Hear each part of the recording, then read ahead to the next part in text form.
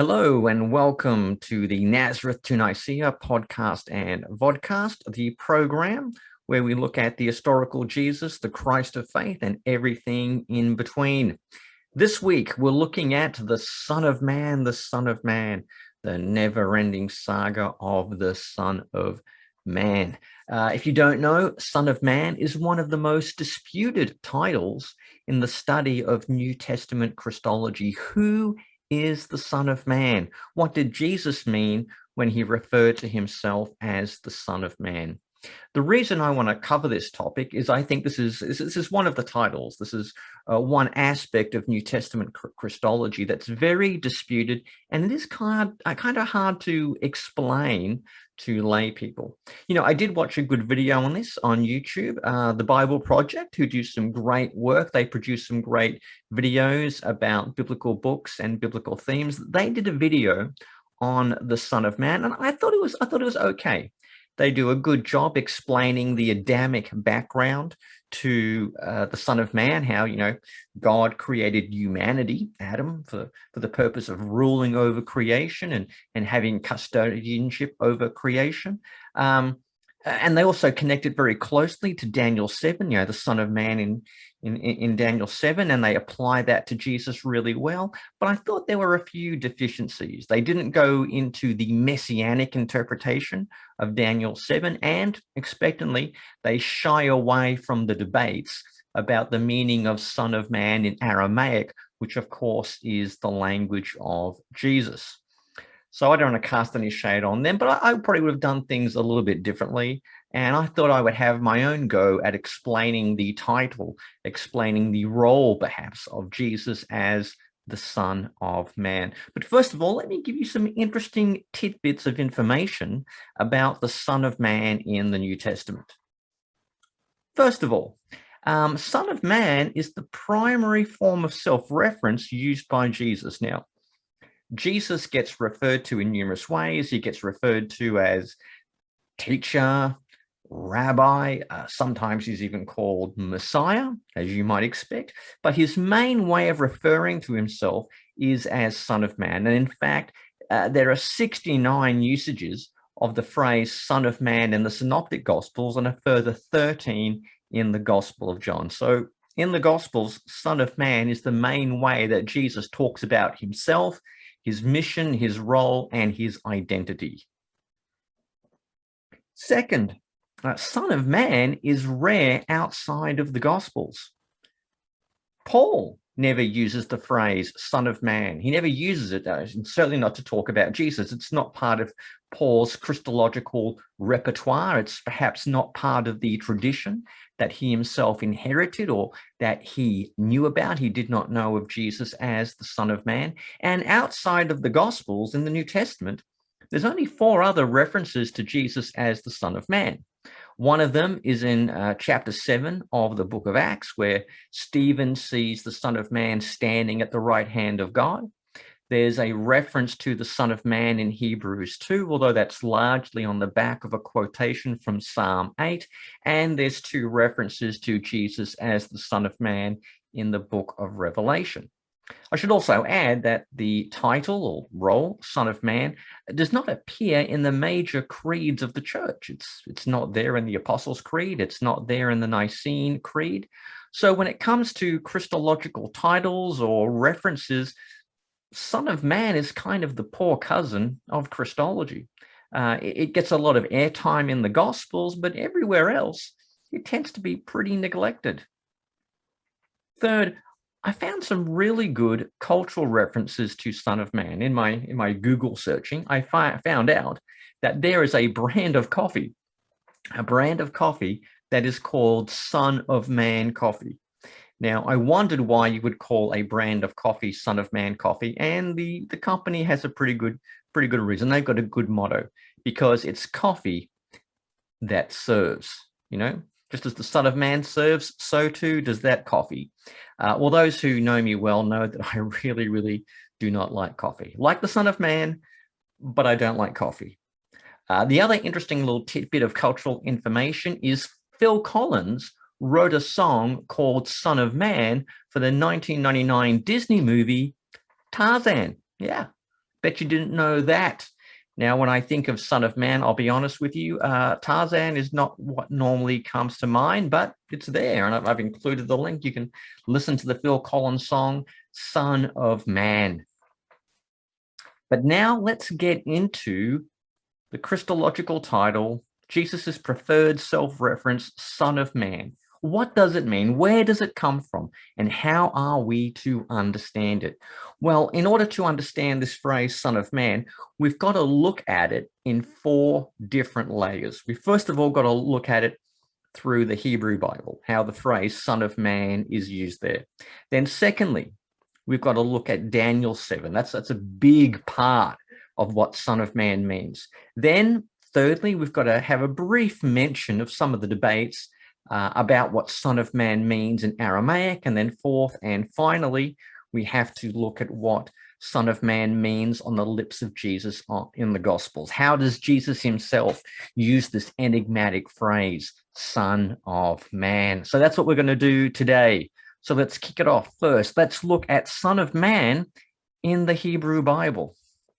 And here I have to say, have a look at Psalm 8. Psalm 8, I think, is the place to start. In Psalm 8, verse 4, according to the NIV, it says, "What is mankind that you are mindful of him, human beings that you care for them?" Now, in Hebrew, the word for mankind is the Hebrew word Enosh, and then the other word used here for human beings is the Hebrew Ben Adam. Ben Adam means literally son of Adam or son of man. So what you can note straight away from Psalm 8, verse 4, is that Ben Adam and Enosh are both references to a human being, okay? That's why the NIV footnote, the little footnote in this passage gives a kind of alternative, more literal translation. You can also translate Psalm 8:4 as, "What is a human being that you are mindful of him, a son of man that you should care for him." Okay, so the thing to take away from there is that Ben Adam, son of man, son of Adam, it basically means human being, okay? And human beings in Psalm 8 were created to have authority and lordship and sovereignty over creation, exactly what God created Adam to do. Another good place to look at in the Hebrew Bible is the book of Ezekiel. In Ezekiel, God addresses Ezekiel as Ben Adam, okay? He addresses him as a human being. I mean, it's probably idiomatic for something like mere mortal. So if you open the book of Ezekiel, you look at chapter 2, you get this, okay? I'm reading from the NIV. "Son of man," Ben Adam, "stand up on your feet, and I will speak to you." And he spoke. "The Spirit came into me and raised me to my feet, and I heard him speaking to me. He said, 'Son of man,'" again, Ben Adam, "I am sending you to the Israelites, to a rebellious nation that has rebelled against me. They and their ancestors have been in revolt against me this very day." So you can see from those two references, Psalm 8 and the book of Ezekiel, that Ben Adam means human being, a human being under God. A number of Bible translations have seized on this background, this concept in the Hebrew Bible of Ben Adam as human being, and they've applied it directly to Jesus in the Gospels. So when Jesus refers to him as Son of Man, the Scholars version, okay, the Scholars Bible translation from the Westar Institute, they translate it as Son of Adam. And in the Common English Bible, they translate the phrase as the human one. In light of the sort of references we saw in Psalm 8 and Ezekiel, I mean, that's not completely illegitimate, okay? To see Jesus referring to himself as a human being, as a son of Adam, as the human one. Moving to our next area of investigation of the Son of Man title, we really have to look at Daniel chapter 7, okay? Daniel 7 is a very, very, very important chapter of the Old Testament, which had a big impact on Jewish messianism and also early Christology. So let me summarize Daniel 7 for you, okay? Daniel's having a vision, which is partly of things in the past, partly of the present, partly of the future as well. And he sees a number of beasts that represent the various kingdoms of the ancient Near East, probably the Babylonians, Persians, Medes, the Greeks, the Seleucids, and then amidst all these beasts who eat their fill and flesh of the people of God, there's one particular arrogant horn. And then we're told these thrones are set in place. And then there's this climactic scene where a mysterious figure called one like a son of man, in Aramaic, kavah enash, he comes before the Ancient of Days, that's God, and receives glory, power, dominion, and authority. And it's this mysterious Son of Man, it really is the centerpiece in the whole chapter, and is really, really important. Let me read to you again from the NIV, Daniel 7:13-14. In my vision at night, I looked, and there before me was one like a son of man, coming with the clouds of heaven. He approached the Ancient of Days and was led into his presence. He was given authority, glory, sovereign power. All nations and peoples of every language worshipped him. His dominion is an everlasting dominion that will not pass away, and his kingdom is one that will never be destroyed. So who is this mysterious Son of Man, this Kavah Enash? I mean, who is it?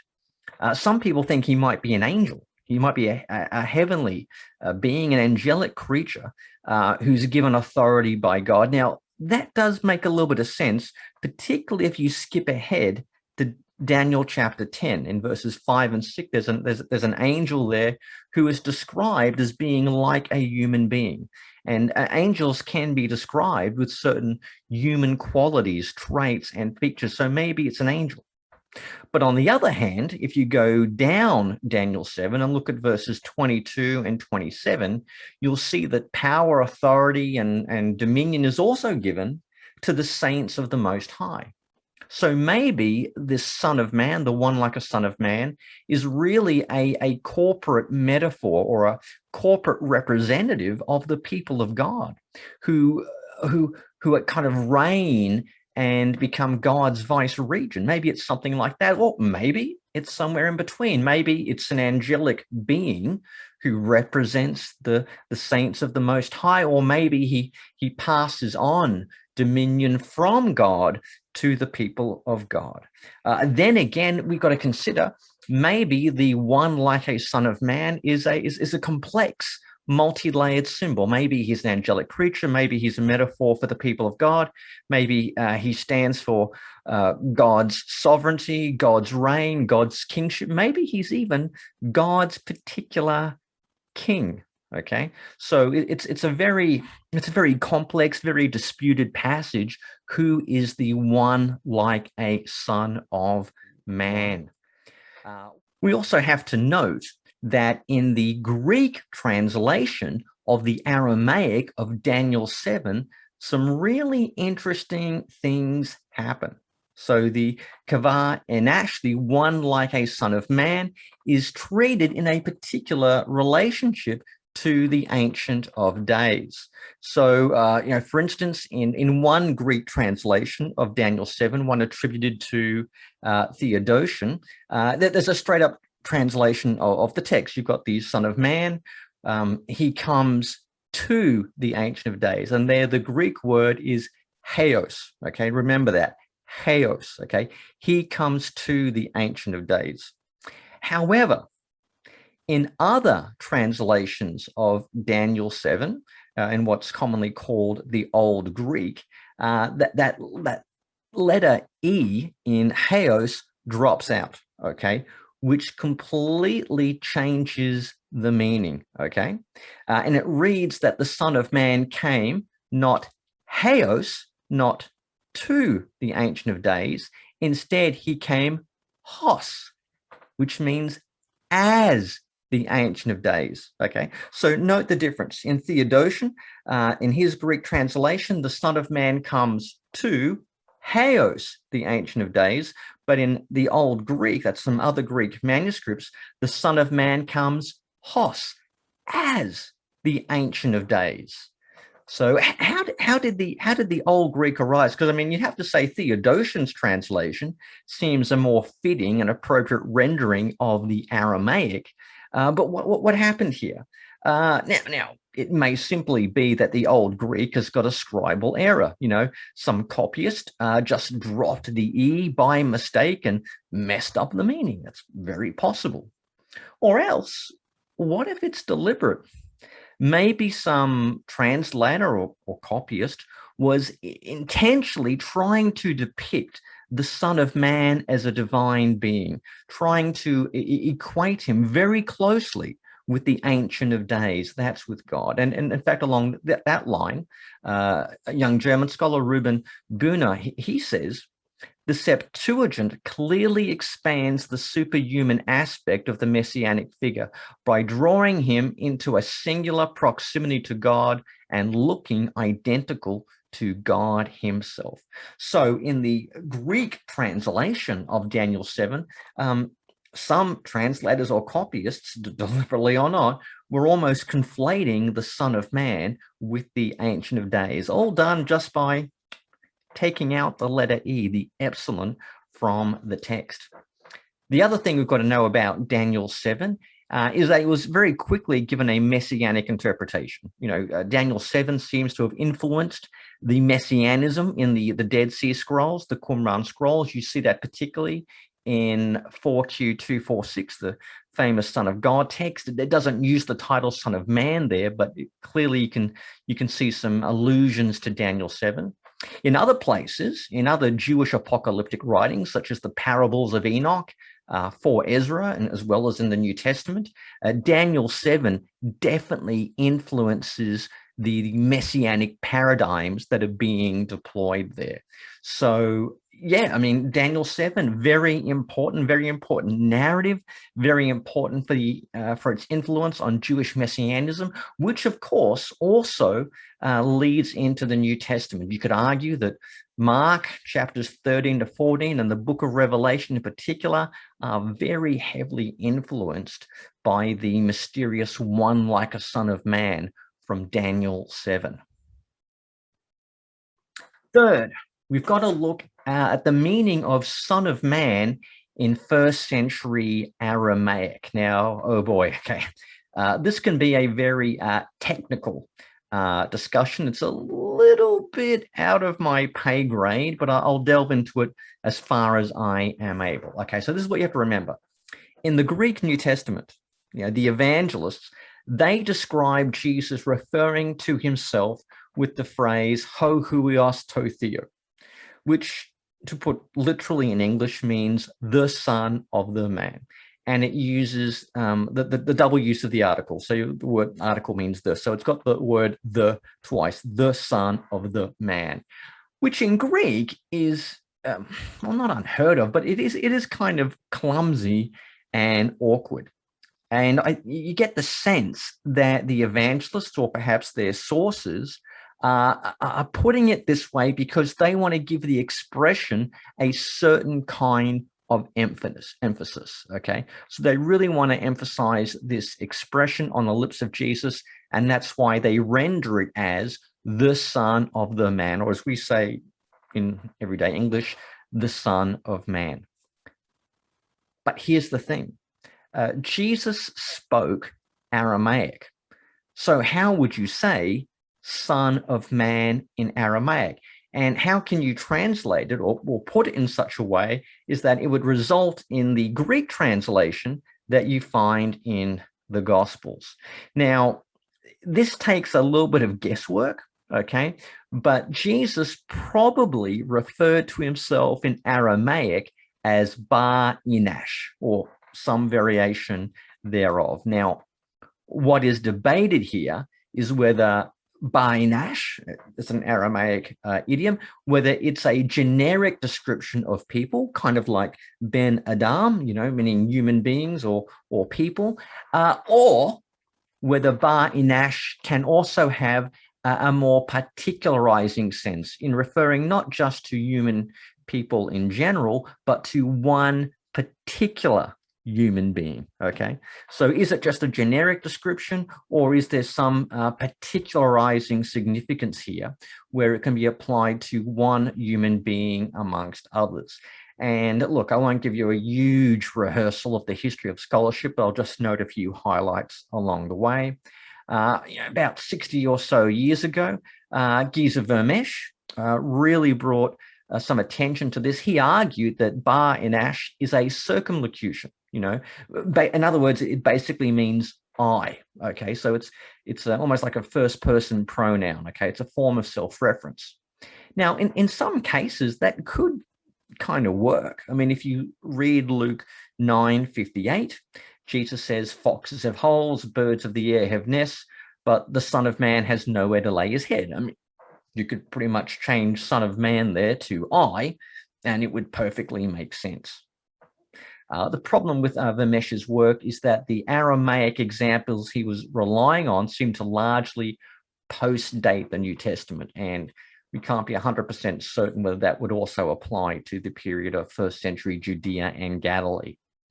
Maurice Casey, he was another prominent scholar in this area. He argued that bar inash refers generically to man or people, but it may refer to Jesus as one of these people or prominent amongst these people. Okay, so it could have that kind of function. Then there's Richard Bauckham, no stranger to debates about Christology, and he argues that the Aramaic idiom bar inash had an indefinite sense of man or someone in my position. Be that as it may, Bauckham thinks that Jesus still used it as an oblique form of self-reference. So that's a little bit of a taster about what the debates are. Is the Aramaic bar inash, which arguably stands behind ho huios to anthropou in the Gospels, is that phrase bar inash a generic way of referring to humanity in general, or can it at least connote this one particular human being who is speaking at the time? Can it mean the man, this man, or at least this man among others? Now, I'm no expert in Semitic languages, but from what I've read, my hunch is that Jesus probably referred to himself as bar inash. Okay, so the Aramaic idiom. It wasn't a complete title of any formal sorts. It's a form of idiomatic self-reference. And it is at one level a generic term for human beings, but he uses it in a particularizing way, which I think explains as to why the translators of the Jesus tradition rendered this in Greek as ho huios to anthropou, the Son of Man, because they were trying to convey the particular emphasis that Jesus made when he used this Aramaic idiom bar inash. So let me give an example of how I think that might work. Okay, so for instance, okay, think about the end of Mark 2, where there's a controversy about the Sabbath. Jesus and his disciples are caught plucking corn on the Sabbath, and the Pharisees say, what are you doing? You shouldn't be doing that sort of thing on the Sabbath. Jesus responds to them by saying that the Sabbath was made for man, not man for the Sabbath. And then he adds, and the Son of Man is Lord even of the Sabbath. Now, note the contrast there. Okay, so you've got the Sabbath was made for man, and Son of Man is Lord of the Sabbath. So there is a kind of logical link between the Sabbath is made for man, and then bar inash is Lord of the Sabbath. So there seems to be a link between bar inash and human beings in general. But what I would add, I don't think Jesus is saying that all human beings are lords of the Sabbath, that every and any man or person is Lord of the Sabbath. Although the Sabbath was created for all people, it is nonetheless this one particular person, this one particular man who has authority over the Sabbath. He has the unique authority to determine the parameters for the Sabbath's proper observance.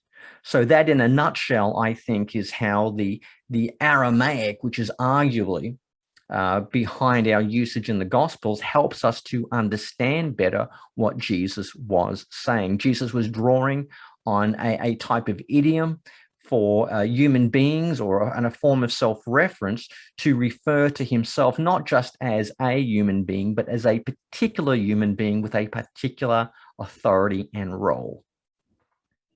So let's recap what we've seen so far. We've seen how Ben Adam in the Hebrew Bible can be a way of referring to human beings: son of man, son of Adam.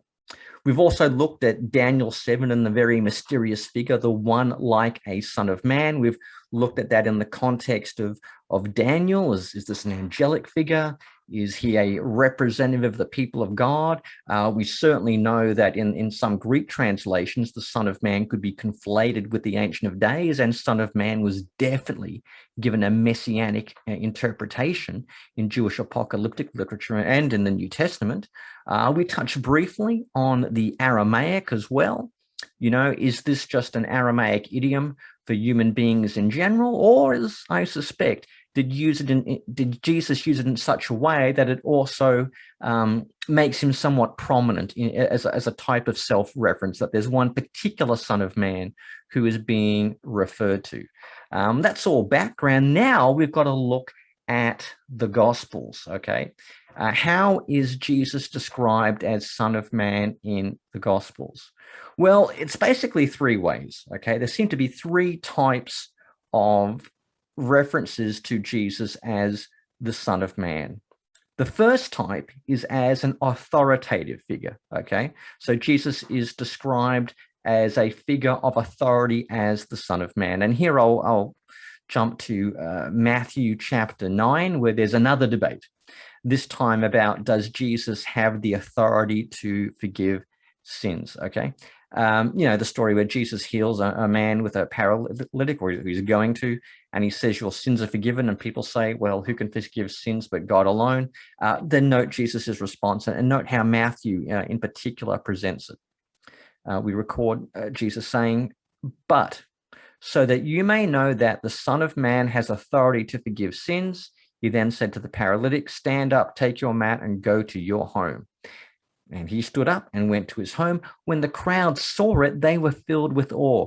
They glorified God, and listen to these words, who had given such authority to human beings. Now, that little section from verses 6 to 8 in Matthew 9, it kind of begins and ends on the theme of authority. Matthew records Jesus saying, I want you people to know that the Son of Man has authority to forgive sins, and the people at the end then rejoice that such authority has been given to a human being. Now, I think that reiterates what I said before, that there's a kind of link being made between the Son of Man as a human being who has authority. But it's not merely any and every human being has this authority. It is Jesus as this particular human being who has authority, okay? So you've got a kind of combining a little bit, or maybe not conflating, but maybe layering the generic and the particular senses of Son of Man. The people rejoice that such authority to forgive sins has been given to a human being, and Jesus is the human being. He is the Son of Man, the Bar Inash, who has the authority to forgive sins on the earth. But you can see there the heightened sense of authority attributed to Jesus as a Son of Man. The second way Son of Man gets described in the Gospels is as a suffering figure. Okay, the Son of Man is not just an authoritative figure, he's also a suffering figure. This is where the passion predictions come in. Frequently, Jesus will predict what's going to happen to himself, and he'll talk about the Son of Man being betrayed, being handed over to the Gentiles, being mocked, and then he's going to be crucified, and on the third day, he's going to rise. Okay, so to give one example, at the end of Mark 8, Mark 8:31, after Peter confesses that Jesus is the Messiah, Jesus responds by saying, "Don't tell anyone anything about this." And then he began to teach them that the Son of Man must suffer many things and be rejected by the elders, the chief priests, the teachers of the law, and that he must be killed and after 3 days rise again. So what's going on here? Well, there's nothing in Daniel 7 that indicates that the Son of Man is a suffering figure or he's a martyr. I don't see anything in Daniel 7 that suggests that. So where's the suffering aspect coming from?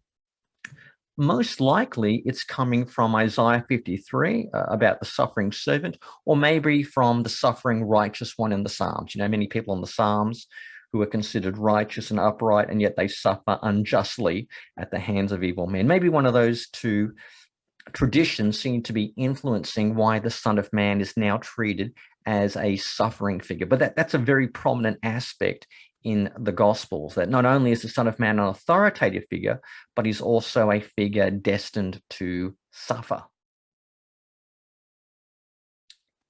A third aspect of the Son of Man in the Synoptic Gospels is that the Son of Man is an exalted figure. This is where I think we see the real height of Daniel's influence on the Son of Man tradition in the Gospels. The Son of Man is going to be a figure who is exalted. And I think you see this across Mark 13 and Mark 14, okay? So in Mark 13, you've got the famous Olivet Discourse where Jesus prophesies the temple's destruction.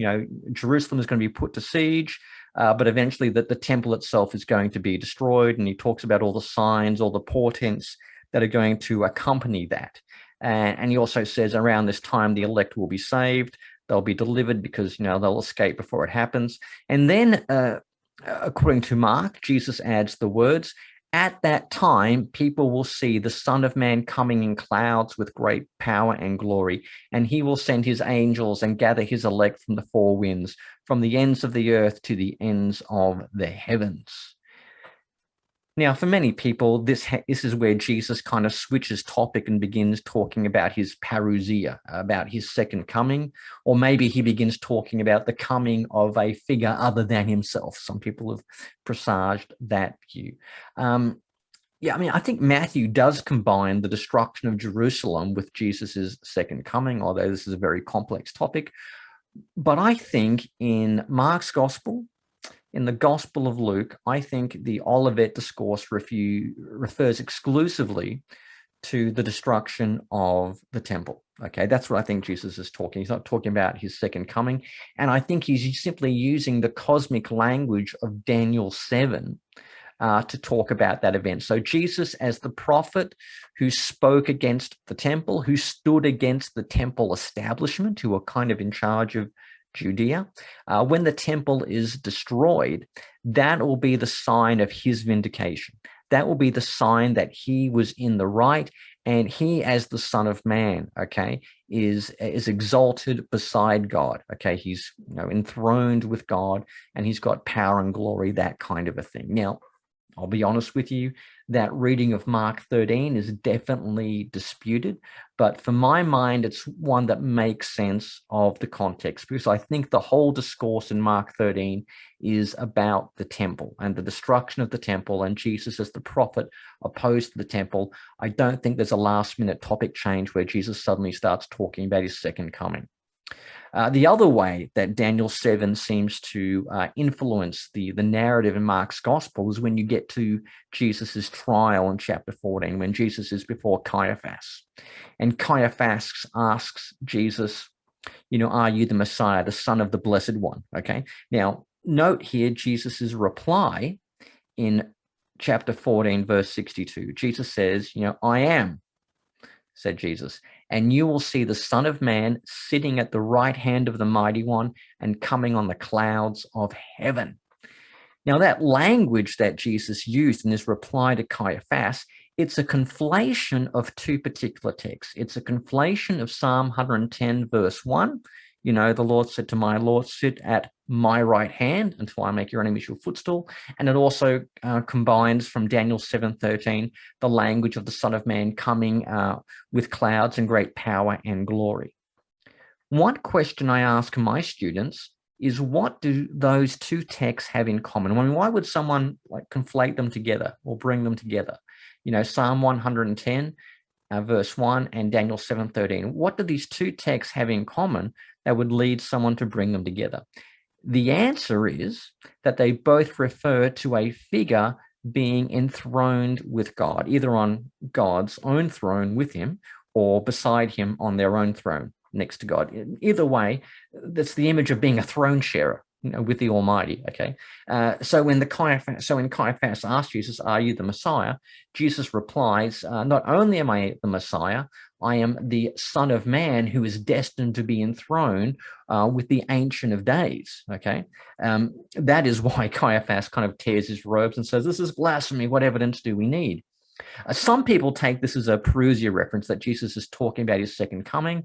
There's a few reasons that doesn't work. Remember, the Son of Man in Daniel 7 travels to the Ancient of Days. Now, whether that's going from earth to heaven, or he's going from one part of the earth to Jerusalem, where, you know, the Ancient of Days has his footstool in Jerusalem. Either way, he's coming from earth to God to be exalted and to be enthroned. So it's not a coming from heaven to earth. So I think it's a poor fit to be a Parousia reference.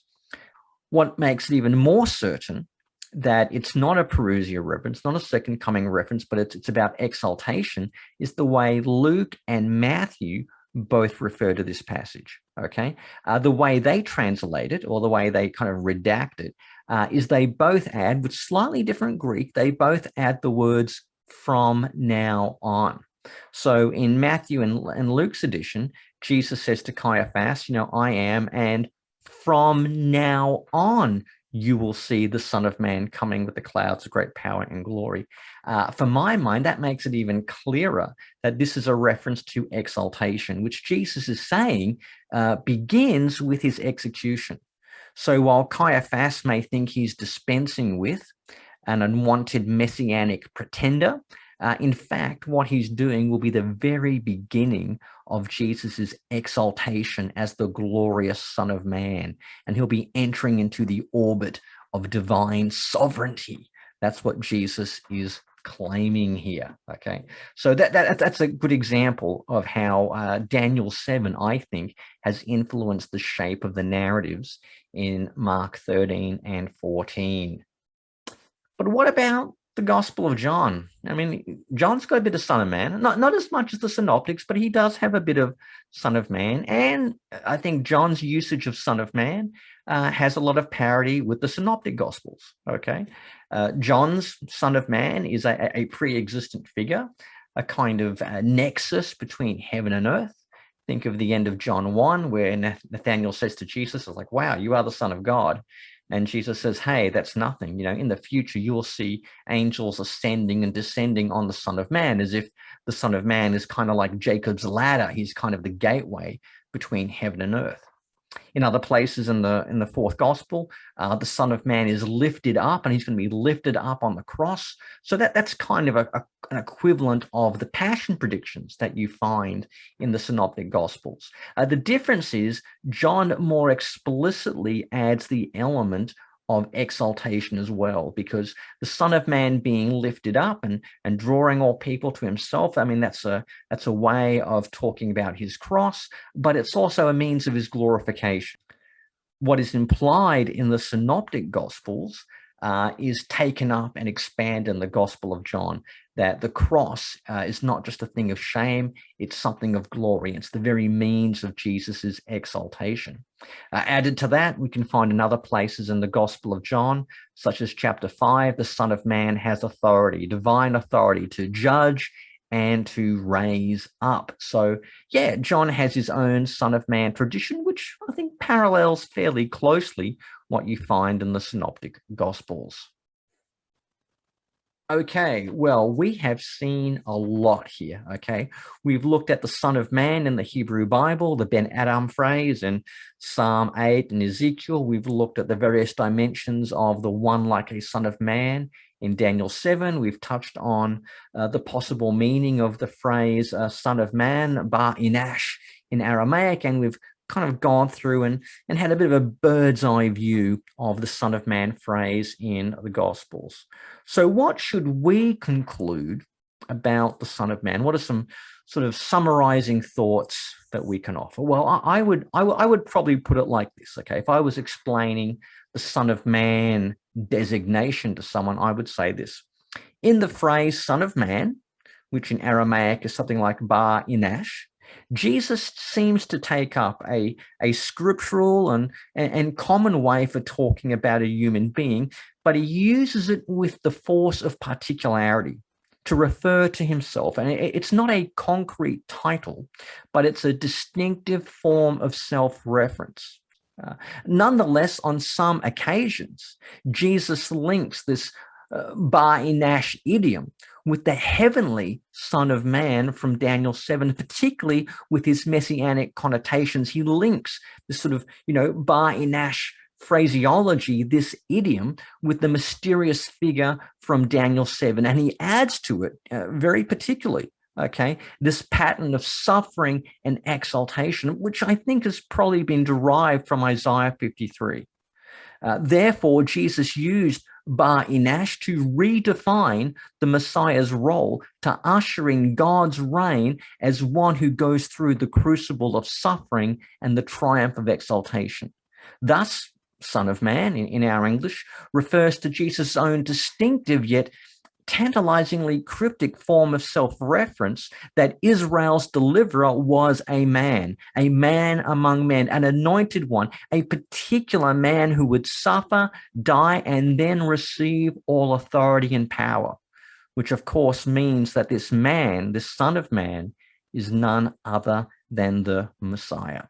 And in this way, the Greek translators of the Jesus tradition, perhaps the evangelists themselves, took up Jesus's own language, his own way of referring to himself in Aramaic, and they marked him out as the Son of Man, the true human being, the eschatological deliverer, the Messiah.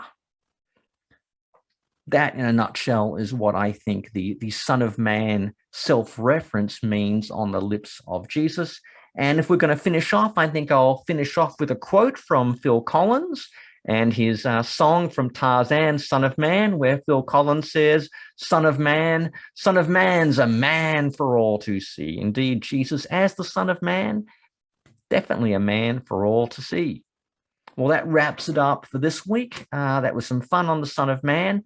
Next time, I'm hoping to chat with Mark Goodacre from Duke University, and I want to take a break from some biblical stuff, and I want to do something a little bit more creative, a little bit out of the box. And I'm going to talk to Mark about Jesus, but in the context of the musical Jesus Christ Superstar. So that'll be coming next time round. Until then, hey, if you can give me a rating on iTunes, leave a comment, share, subscribe, it's all appreciated. Until next time.